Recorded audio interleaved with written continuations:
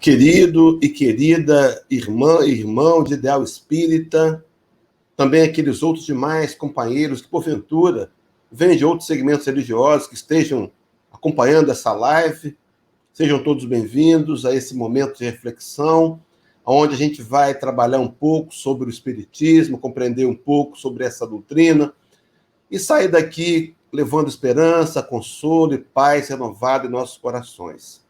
Que a gente possa ter momentos de profundas reflexões. Sejam assim todos muito bem-vindos. O tema que a gente vai fazer nessa oportunidade, nessa live da União Espírita Cristã, em parceria com a Rede Amigo Espírita, será o que é o Espiritismo. E para a gente trabalhar, para começar a introduzir essa visão, a gente quer fazer uma leitura preparatória, convidar você a entrar em conexão com esse momento. A intenção da leitura preparatória é exatamente essa. O nome já diz, né? A gente se preparar para esse momento. A gente sabe da dificuldade que é estar à distância, sem o calor, sem o abraço, sem a presença, mas é a ferramenta que nós temos que utilizar nesses momentos tão difíceis de pandemia.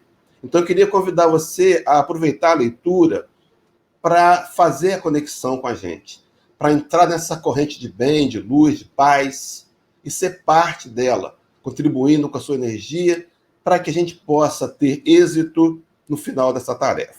Então, quero convidar você a me acompanhar numa leitura do livro Pão Nosso, de Chico Xavier, pelo Espírito Emmanuel, e a lição que nós designamos aqui é a de número 133, que tem como título O Grande Futuro. E Emmanuel, para introduzir essa lição, ele vai usar de uma fala de Jesus em João, capítulo 18, versículo 36, que diz assim: mas agora o meu reino não é daqui. E em cima desse texto, discorre-nos Emmanuel. Desde os primórdios do cristianismo, observamos aprendizes que se retiram deliberadamente do mundo, alegando que o reino de Deus, o reino do Senhor, não pertence à terra. Ajoelham-se por tempo indeterminado nas casas de adoração e acreditam efetuar na fuga a realização da santidade. Muitos cruzam os braços à frente do serviço de regeneração e, quando interrogados, expressam revolta pelos quadros chocantes que a experiência terrena lhes oferece, reportando-se ao Cristo diante de Pilatos, quando o mestre asseverou que o seu reino ainda não se instalara nos círculos da luta humana. No entanto, é justo ponderar que o Cristo não deserdou o planeta. A palavra dele não afiançou a negação absoluta da felicidade celeste para a Terra, mas apenas definiu a paisagem tão existente, sem esquecer a esperança do porvir. O mestre esclareceu: mas agora o meu reino não é daqui. Semelhante afirmativa revela-lhe a confiança.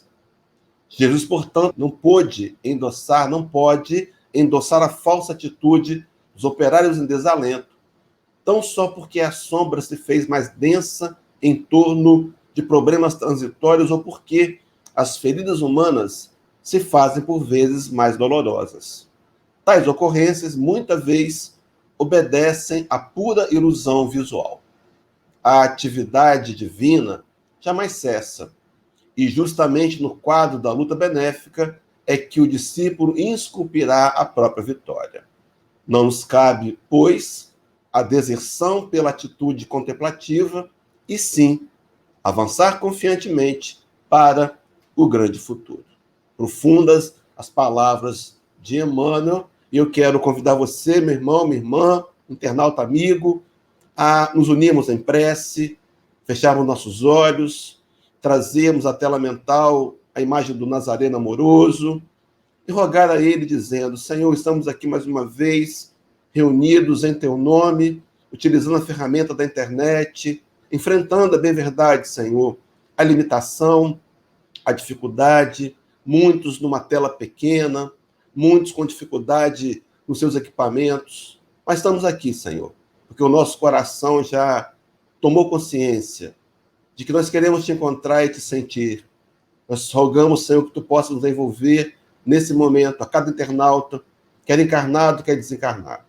e que as luzes da informação espírita possam nos envolver a mente e que ela possa migrar para o nosso coração, nos desafiando a fazer a parte que nos compete para conquistar a paz e a felicidade. Ampara, Senhor, cada um de nós que estamos aqui reunidos e que a tua paz e a tua luz nos envolva a todos, que assim seja, graças a Deus. Muito bem, meus irmãos, o que é o Espiritismo? Os companheiros perceberam, não é uma pergunta, é uma afirmativa. Qual é a proposta dessa palestra? A gente aproveitar esse tempo para relembrarmos-nos ou apresentar, para os que não conhecem, essa doutrina consoladora trazida por Allan Kardec, codificador, trazida pelos espíritos, codificada por Kardec, que podem nos ajudar a viver melhor. A proposta espírita é a maior delas, que a gente encontre respostas para o nosso coração, para as indagações da nossa alma e conquistemos o equilíbrio, a serenidade e a paz e uma melhor qualidade de vida. Mas eu quero, sim, começar fazendo agora uma pergunta. Por que será que o Espiritismo tem sido uma doutrina que as pessoas começam a admirar e conhecê-la? A gente percebe com os dados oficiais, por exemplo, o último censo realizado pelo IBGE, de 2010, apresentou para a gente algumas informações muito importantes. Diz lá que a religião que mais cresceu nos últimos 10 anos, portanto, naquele período de 2000 a 2010, teria sido o Espiritismo. Mas por que está crescendo? Um outro dado interessante é a gente também encontrado lá no censo do IBGE que 30 milhões de pessoas, 30 milhões, se intitulam simpatizantes do Espiritismo. E nós fomos tentar pensar por que tanta adesão, por que tanto crescimento. E algumas razões nos vieram com facilidade à mente. A primeira delas é a questão da expansão do advento da internet. Poucos dias atrás, fazia uma palestra para os companheiros queridos lá de Moriaé, em Minas Gerais, e a companheira fez uma declaração dizendo que agora, por essa ferramenta, a casa espírita tem entrado em nossas casas. Então, essa ferramenta que estamos utilizando agora, que não é por acaso, é um projeto divino, por certo, tem facilitado. Me lembro de algum tempo atrás, havia um preconceito maior, as pessoas tinham uma dificuldade, até um certo receio de entrar na casa espírita, mas agora elas podem, do conforto das suas próprias casas, acessarem e conhecer uma doutrina que fala de Jesus. É claro que isso contribuiu. Contribuiu também, meus irmãos, a organização. A gente percebe hoje que colhemos os frutos da unificação proposta por Bezerra de Menezes. As federativas estão mais organizadas, mais unidas. Se nós hoje formos, por exemplo, a uma casa espírita no Macapá, ou então no Rio Grande do Sul, a gente vai encontrar uma estrutura muito semelhante em todos os lugares. Isso faz com que tenhamos credibilidade. Também um item que muito agrada, que traz as pessoas, que atrai as pessoas, é saber do trabalho de beneficência que o Espiritismo faz. Segundo estatísticas, não do censo, mas de uma outra pesquisa, revela que, antes da pandemia, 50% das obras sociais realizadas no Brasil eram feitas por espíritas. E veja, meus irmãos, incluía-se ali as obras do governo. Então, a gente é 3,6% da população religiosa do Brasil e fazemos 50% das obras sociais. Isso chama atenção. Mas há um dado mais importante, uma causa que mais talvez seja relevante, aquela que nós espíritas, a doutrina espírita, consegue responder com racionalidade às principais indagações da humanidade. Quem somos, de onde viemos, para onde vamos, por que passamos pelas situações que passamos, e explica isso com racionalidade. Mas, enfim, para avançar no tema, o que é o Espiritismo? Agora virou pergunta. Então, para começar a trabalhar, eu trouxe um texto do codificador Allan Kardec, no Evangelho segundo o Espiritismo, capítulo 6, do 6 e número 4. Acompanhe, meus irmãos, comigo na tela. Diz assim: O Espiritismo vem, na época predita, cumprir a promessa do Cristo. Preside ao seu advento o Espírito de verdade. A promessa que Kardec aqui se refere é a de João capítulo 14, onde o Rabi teria nos dito que não nos deixaria sós, mas que enviaria um outro Consolador que seria capaz de nos fazer lembrar tudo que ele ensinou e ainda nos ensinaria coisas novas. Prossegue Kardec. Ele, o Espiritismo, chama os homens à observância da lei. Ensina todas as coisas, fazendo compreender o que Jesus só disse por parábolas. Advertiu Cristo: ouçam os que têm ouvidos para ouvir.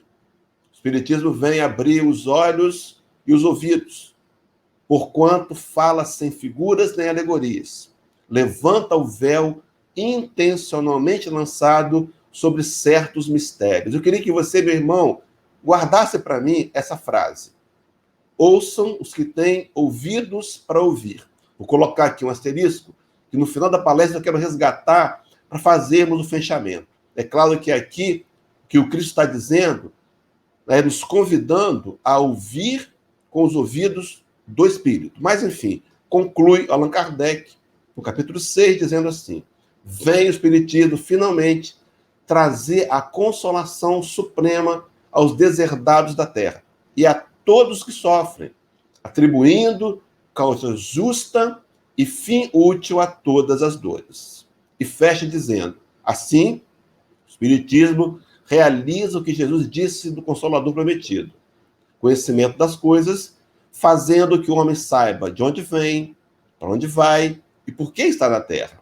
Atrai para os verdadeiros princípios da lei de Deus e consola pela fé e pela esperança. Meus irmãos, eu quero destacar esse atrai. O Espiritismo nós não temos aqui a intenção de convencer ninguém a nada. A nossa obrigação como divulgador espírita, a divulgação da casa nessa tarefa, é simplesmente apresentar o conteúdo. Mas eu quero te dizer, meu irmão, minha irmã, que se nós nos dedicarmos um pouco mais, abrirmos o coração e a mente, tentarmos ouvir com o ouvido do Espírito os argumentos aqui apresentados, eles por si só serão autoconvincentes. Então, a doutrina espírita, ela atrai. Mas voltando para uma outra base doutrinária, agora é a questão 148 de O Livro dos Espíritos. Allan Kardec perguntaria à espiritualidade e, nos seus questionamentos, traria, num comentário, a seguinte informação: o Espiritismo é, pois, o mais potente auxiliar da religião.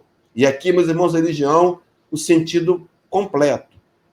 A religação do homem com Deus, e não apenas uma denominação, nem tão somente uma organização formal religiosa.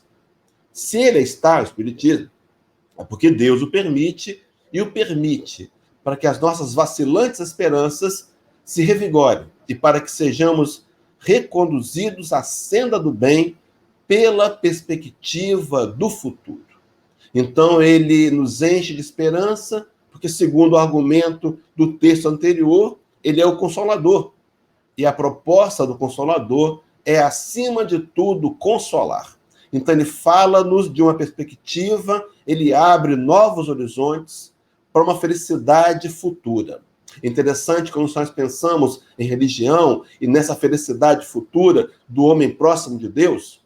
Eu quero agregar um texto paralelo, também do Evangelho segundo o Espiritismo agora, capítulo 2, do item 5, onde está dito por Allan Kardec. A ideia clara e precisa que se faça da vida futura proporciona inabalável fé no porvir. Fé que acarreta enormes consequências sobre a moralidade dos homens, porque muda completamente o ponto de vista sobre o qual encaram a vida terrena. E vai dizer mais: para quem se coloca pelo pensamento na vida espiritual que é indefinida, a vida corpórea não se torna, então, simples passagem, breve estada num país ingrato.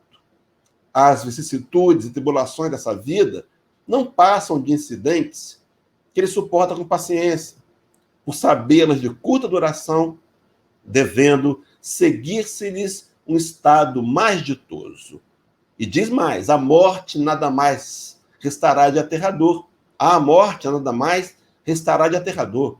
Deixa de ser a porta que se abre para o nada e torna-se a que dá para a liberdade, pela qual entra o exilado numa mansão de bem-aventurança e de paz. E conclui Allan Kardec dizendo assim, sabendo temporariamente e não definitiva a sua estada no lugar onde se encontra, menos atenção presta às preocupações da vida, resultando-lhe daí uma calma de espírito que tira aquele seu amargor. Meus irmãos, o conhecimento espírita promovendo uma calma e uma paz em nossos corações, nos ajudando a compreender que a aceitação serena dessa realidade nos promove, nos afasta das revoltas e dos descontentamentos. Vivemos hoje uma civilização descontente, onde o consumismo nos faz acreditar que sempre precisamos de mais coisas fúteis que talvez se tornem imprescindíveis. Esse descontentamento, a aceitação da realidade, nos livra das revoltas e nos faz ter uma vida mais serena. Eu fico me perguntando, meus irmãos, não é isso que nós mais queremos e precisamos?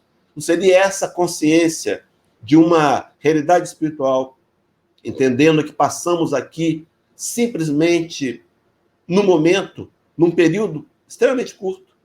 Nossa verdadeira realidade é espiritual. Então, a doutrina espírita consola, trazendo para a gente esses esclarecimentos e nos convocando a aceitar a dor e a dificuldade e caminharmos adiante na busca do aperfeiçoamento moral.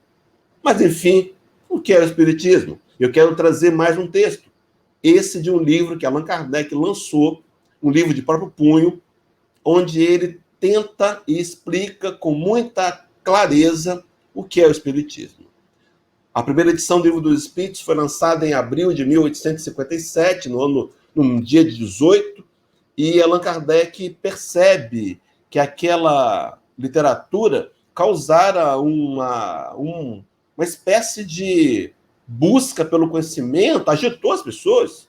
Então, Kardec, para esclarecer melhor, escreve ele próprio o que é o Espiritismo. E no prefácio, ele vai dizer assim, o Espiritismo é, ao mesmo tempo, uma ciência de observação e uma doutrina filosófica. Como ciência prática, ele consiste nas relações que se estabelecem entre nós e os espíritos.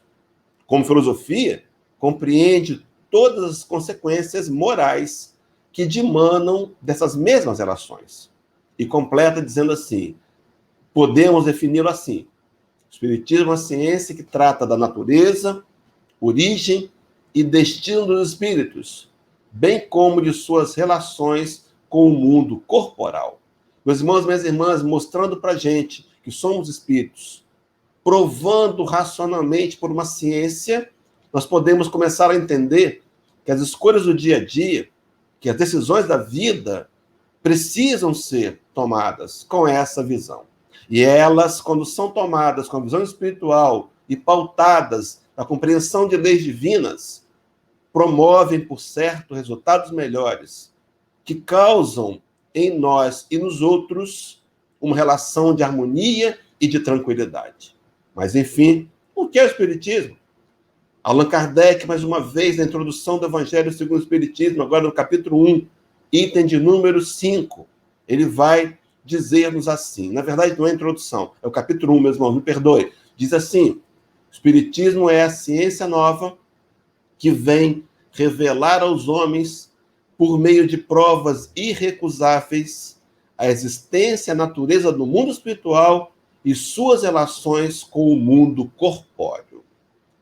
O que Kardec fez, meus irmãos, foi dar uma formatação científica a algo que sempre existiu e que andava pelos anais do folclore, do misticismo, das fantasias. Então, a relação que existe entre os homens e o mundo espiritual, ela é real. Ela sempre existiu durante toda a história da humanidade. O Espiritismo vem, então, dar formatação. Interessante que aqui ele vai dizer que apresenta provas irrecusáveis. Nós não temos tempo hábil, mas eu quero citar pelo menos uma delas. Há alguns anos atrás, a doutora Marlene Nobre estava à frente da Associação Médica Espírita do Estado de São Paulo.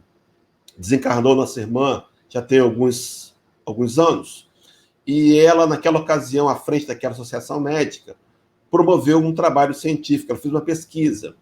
Ela conseguiu recolher, junto a familiares, cópias daquelas cartas que Chico Xavier recebia dos mortos para os vivos, chamadas de correio fraterno.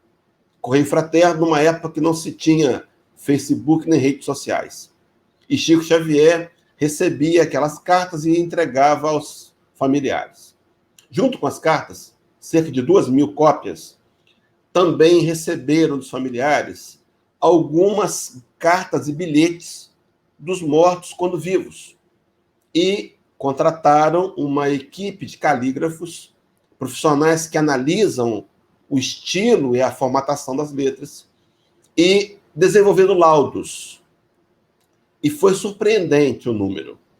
Em cerca de 1.100 cartas, ou seja, mais ou menos 52,5%, a caligrafia e a assinatura pertenciam aos mortos, provando, meus irmãos, que nós não morremos, que a vida não termina no túmulo, que ela prossegue, que o que morre é apenas o envoltório material. Essa pesquisa deu origem a um livro que tem como título A Vida Triunfa, facilmente encontrado em casas, em livrarias espíritas ou até mesmo pelos sites da internet. Mas, enfim, provas irrefutáveis, que deveriam, meus irmãos, nos levar a pensar. Bom, se somos espíritos em evolução, passando pelo mundo físico, eu preciso começar a tentar pensar como um espírito imortal. Seguindo a sequência de informações doutrinárias, agora é a questão 982, onde Kardec vai, nessa dita questão, fazer também um comentário. Ele diz assim: a crença no Espiritismo ajuda o homem a se melhorar, firmando-lhe as ideias sobre certos pontos do futuro. O Espiritismo, a crença nele, apressa o adiantamento dos indivíduos e das massas, porque faculta-nos interemos do que seremos um dia. Diz que o Espiritismo é um ponto de apoio, uma luz que nos guia. Meus irmãos, essa frase é muito linda. O Espiritismo se apresentando como uma luz, um apoio para nos ajudar a viver melhor e conquistar equilíbrio e serenidade. E completa o codificador no seu comentário dizendo: o Espiritismo ensina o homem a suportar as provas com paciência e resignação. Afasta-o dos atos que possam retardar-lhe a felicidade, mas ninguém diz que sem ele não possa ela ser conseguida. Allan Kardec, muito centrado, muito sereno, equilibrado, não vai trazer para o Espiritismo tão somente para ele a responsabilidade total de ajudar o homem a ser feliz. Ele entende que outros segmentos religiosos, outras filosofias, se bem vividas, se bem aplicadas, se nos levarem a aprender a amar, também podem levar os homens a conquistar a felicidade. Kardec faz um adendo no livro A Gênese, capítulo 1, item 55, onde ele vai dizer que, caminhando de par com o progresso, o Espiritismo jamais será ultrapassado, porque se novas descobertas lhe demonstrassem estar em erro acerca de um ponto qualquer, ele se modificaria nesse ponto. Se uma verdade nova se revelar, ele a aceitará. Meus irmãos, andando de par com o progresso. Na verdade, nós bem sabemos que os progressos, eles acontecem no campo material e mais tarde, após o progresso material, não de imediato, surge a ideia, a necessidade da busca pelo progresso espiritual. Essa revelação a gente encontra na questão 780 de O Livro dos Espíritos. Mas seguindo, meus irmãos, então, o que é o Espiritismo? Para a gente poder fazer essa afirmativa no Livro dos Espíritos, na abertura do livro, no item chamado Prolegômenos, aparece essa imagem que está aí na tela. É a cepa, Essa cepa, ela tem uma representação. É o único desenho trazido pelos espíritos. É um emblema do trabalho do Criador. Os espíritos, a Kardec, explicam que nessa cepa, as folhas, o galho, representam o corpo material. Ainda nessa exemplificação, vão dizer que a seiva seria o espírito imortal e representam o cacho de uvas como sendo a alma. Na visão de Allan Kardec, na designação dos termos, ele vai dizer que a alma seria o espírito imortal encarnado. Guardem isso, meus irmãos. Então, esse é o trabalho do Criador. O trabalho do Criador, que, segundo a questão de número 115 de O Livro dos Espíritos, é para nos aproximar dele. Então, veja, meus irmãos, o nosso maior anseio é estar próximo de Deus. Podemos ter consciência disso ou não, mas a nossa maior necessidade é estar próximo de Deus. Espíritos criados por Deus num processo que nos foge ainda o entendimento, o processo do Criador. Saímos de Deus e é para Deus que nossa alma anseia voltar. Diz Paulo de Tarso, na questão 1009 de O Livro dos Espíritos, que gravitar para a unidade divina eis o fim da humanidade. Como mundo, como humanidades terráqueas e extraterráqueas, todos nós, espíritos imortais, temos sede de Deus. Os filhos de Corá, escrevendo Salmos 42, a gente sabe que o Salmo é o inário do povo hebreu, eles faziam uma canção que diziam assim no versículo 2, a minha alma tem sede de Deus, do Deus vivo. Até quando, Senhor, ficarei afastado da tua face?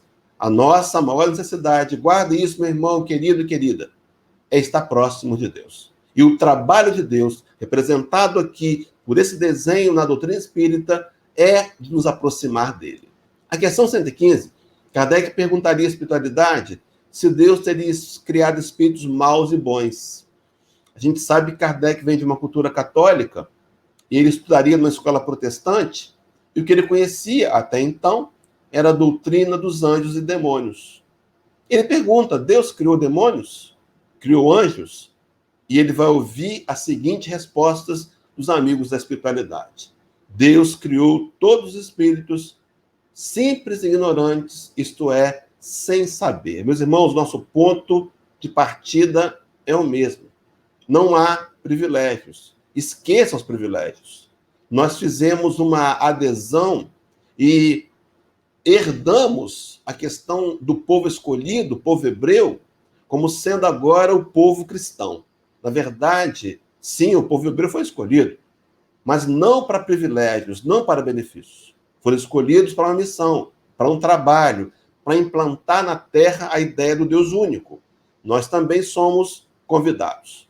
Privilégio, meus irmãos, de ser povo, de ser de Deus, não é para benefícios fúteis, mas para o trabalho intenso na obra do bem.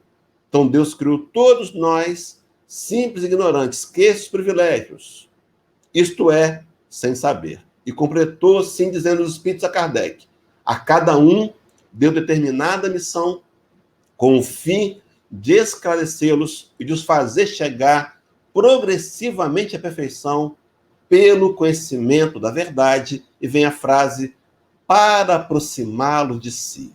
Minha irmã, essa frase, essa parte da resposta é muito consoladora.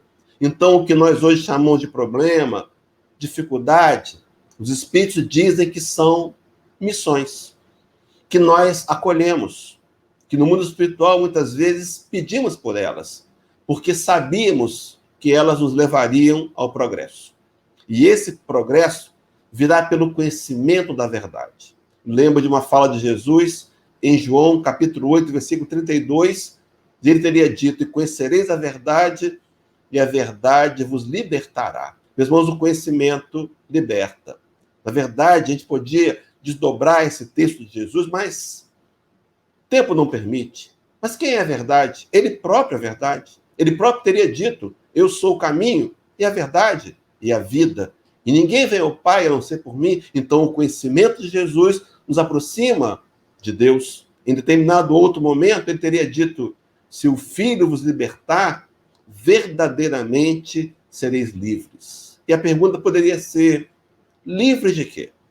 Livres do velho homem, das marcas do passado, dos dogmas, livre de ter que reencarnar quando nós conhecemos a verdade, que é Jesus, livre do nosso coração, acima de tudo, das sombras e da ignorância. Então a verdade vem para nos aproximar de Deus. E conclui os Espíritos a Kardec, na questão 115, dizendo assim: nessa perfeição, aqui eles encontram a pura e eterna felicidade. Meus irmãos, a proposta de Deus, o trabalho de Jesus, é nos trazer um caminho para que nós possamos pisá-lo, caminhá-lo, nos conduzir nele, para encontrar a felicidade. Diz o Rabi da Galileia, numa das expressões mais fortes do Evangelho, em Lucas 17, 21, que o reino de Deus está dentro de nós. A busca pela paz, a busca pela felicidade, pela tranquilidade, pelo equilíbrio, pela serenidade, meus irmãos, é o mergulho em nós mesmos, para acionar aquela lei grafada na nossa consciência, segundo a questão 621 do Livro dos Espíritos.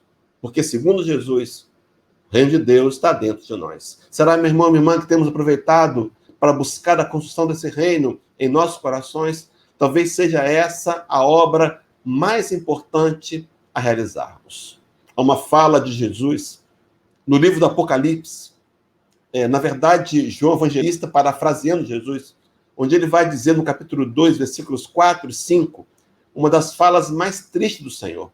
Teria dito assim: tenho, porém, contra ti que abandonaste o teu primeiro amor. Meus irmãos, abandonamos a Jesus.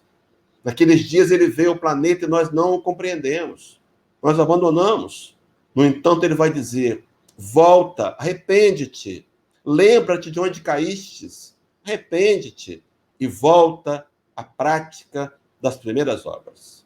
A obra principal, meus irmãos, aprender a amar, desenvolver o sentimento mais nobre em nossos corações. Mas voltando ao nosso gráfico, está ali, meus irmãos, a imagem da cepa. E eu me recordo aqui de uma fala de Jesus, uma das parábolas mais bonitas, chamada a parábola da videira verdadeira, é João capítulo 15, os versículos de 1 a 5. E lá o Cristo vai dizer assim: eu sou a videira verdadeira, e o meu Pai é o grande lavrador. Vós, ele se dirigia a discípulos, sois meus ramos. E dizia: não pode um ramo dar frutos se não estiver ligado à videira. Remata no versículo 5 dizendo: porque sem mim nada podeis fazer. Meus irmãos e minhas irmãs, temos tentado por séculos matar a sede da alma com a matéria e temos nos frustrado. Não temos conseguido. São séculos de erros repetidos.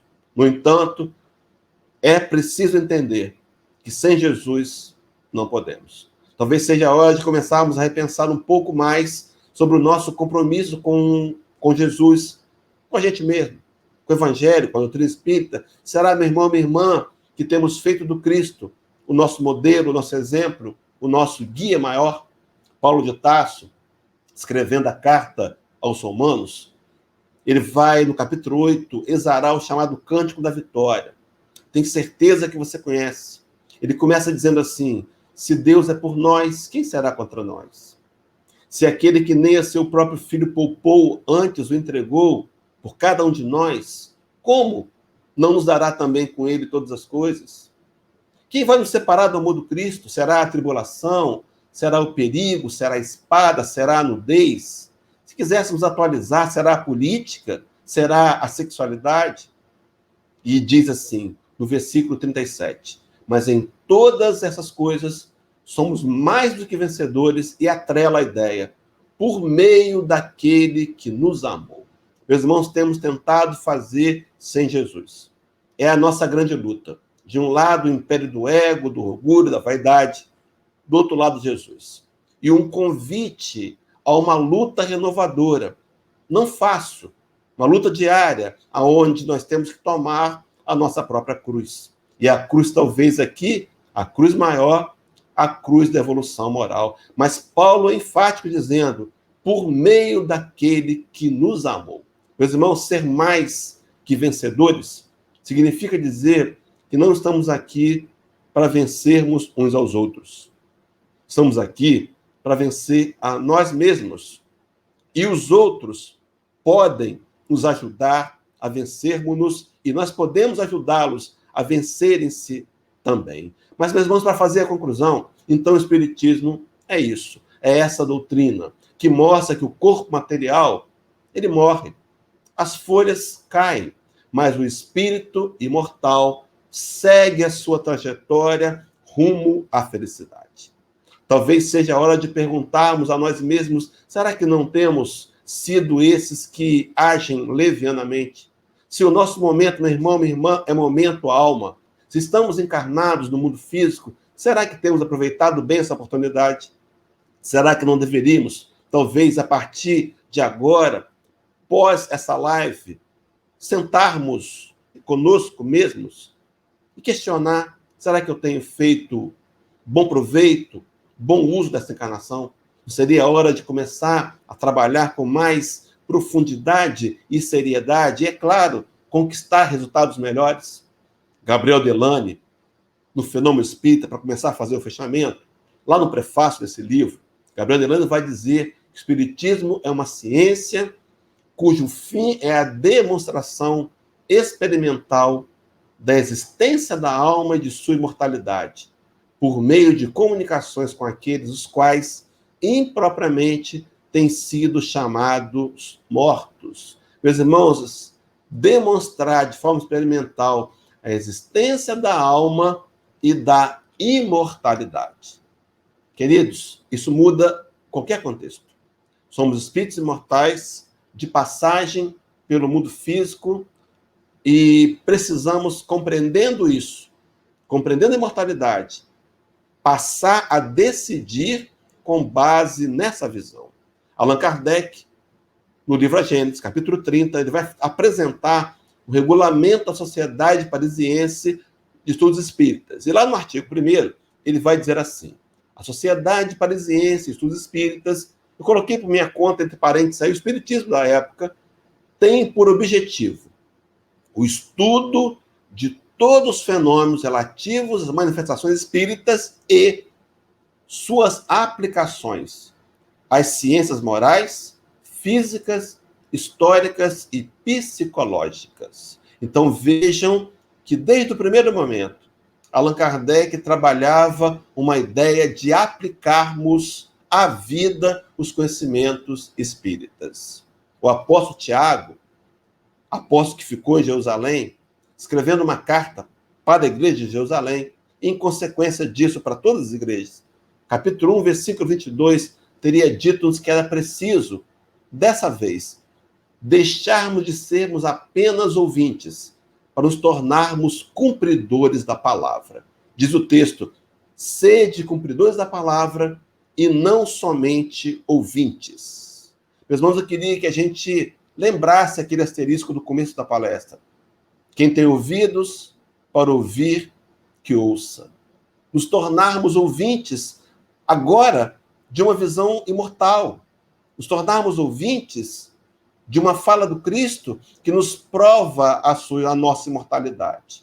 É uma oração que o Rabi fez em João 17, onde ele teria nos dito, rogando a Deus por nós, os discípulos que viriam, ele vai dizer assim, Pai, não peço que os tires do mundo, mas que os livre do mal, porque não são do mundo, como também do mundo eu não sou.